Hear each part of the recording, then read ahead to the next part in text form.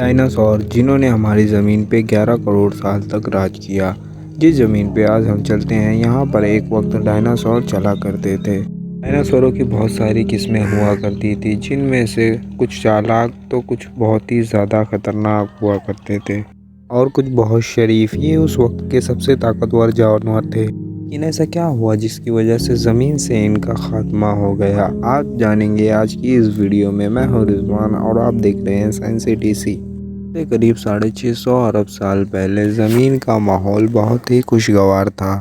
चारों तरफ सूरज की रोशनी फैली हुई थी। ज़मीन पे लंबे लंबे दरख्त थे और चारों तरफ से डायनासोरों के चिल्लाने और चिंगाड़ने की आवाज़ें आया करती थी।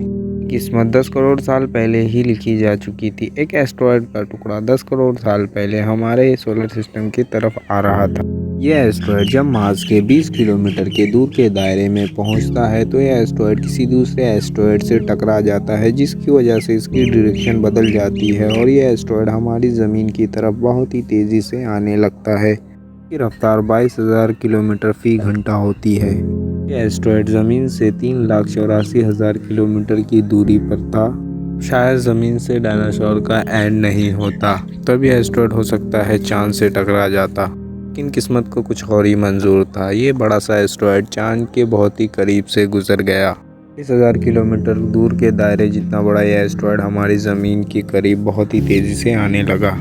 एस्ट्रॉयड हमारे ज़मीन के ऑर्बिट में आया तब इसकी रफ्तार 70,000 मील फी घंटा हो गई। ज़मीन के ऑर्बिट में आते ही यह एस्ट्रॉयड आग में बदल गया। इसकी रफ्तार इतनी ज़्यादा थी कि ये 4 मिनट में ही अटलांटिक ओशन को पार कर गया।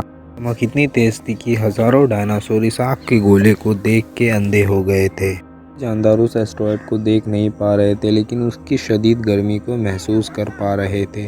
कुछ ही समय में यह एस्ट्रॉयड मैक्सिको की खाड़ी के करीब ज़मीन से टकरा गया, जिसकी वजह से 35,000 डिग्री सेल्सियस के जितना बड़ा बहुत ही खतरनाक धमाका हुआ। एस्ट्रॉयड के गिरने के बाद जो धमाका हुआ, जितना कि हम 10 आइटम बम गिराने के बाद जो धमाका होता है, धमाका इतना खतरनाक था कि इसके टकराने के बाद ज़मीन के टुकड़े स्पेस में चले गए।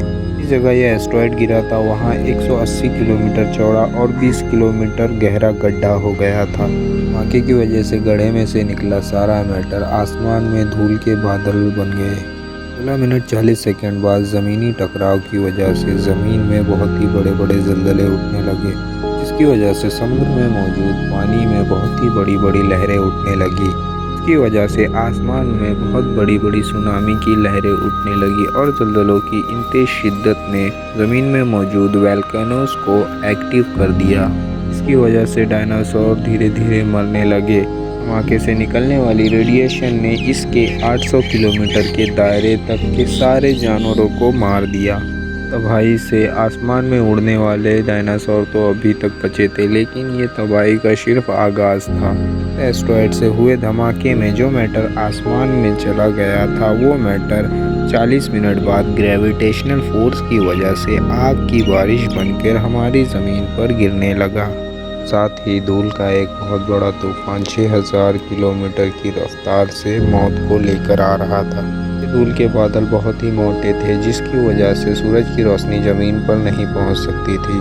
ज़मीन पे चलने वाली हवाओं का टेम्परेचर 100 डिग्री से ज़्यादा होने की वजह से ज़मीन पे मौजूद सारे पेड़ पौधे जल गए। धमाके के 90 मिनट बाद ये टेम्परेचर 200 डिग्री सेल्सियस तक पहुंच गया था। की वजह से जो डायनासोर इस धमाके से बहुत दूर थे, वो भी इसकी गर्मी की वजह से नहीं बच पाए। हादसे की वजह से ज़मीन पर मौजूद 90% जानदार मर गए थे और जो 10% इस हादसे में बचने में कामयाब हो पाए, उनका वज़न 30 किलो से कम था। की वजह ये थी कि इस हादसे में लाखों के हिसाब से जानदार मारे जा चुके थे। पेड़ पौधों की भी सारी आबादी जल गई थी। इस हादसे में जो बड़े जानवर बच गए थे, वो भी पूरी तरह से खाना नहीं मिल पाया और वो भी मरने लगे। इस धमाके में डायनासोर की पूरी नस्ल पूरी तरह तबाह हो गई। इसके बाद ज़मीन पर इंसान कैसे आए, आप जानेंगे मेरी आने वाली वीडियो में। दोस्तों उम्मीद करता हूँ वीडियो पसंद आई होगी। पसंद आई है तो लाइक करके अपने प्यार का इज़हार ज़रूर करें। आज की इस वीडियो पे हम एम रखते हैं 135 लाइक का, तो फटाफट लाइक कर दीजिए। दोस्तों किसी भी टॉपिक पे वीडियो पाने के लिए हमें कमेंट सेक्शन में ज़रूर बताएं। शेयर करें हमारे चैनल को अपने फ्रेंड्स एंड फैमिली के साथ, सब्सक्राइब ज़रूर करें। फिर मिलेंगे किसी इंटरेस्टिंग वीडियो के साथ, तब तक के लिए bye bye and good luck. Thank you for watching.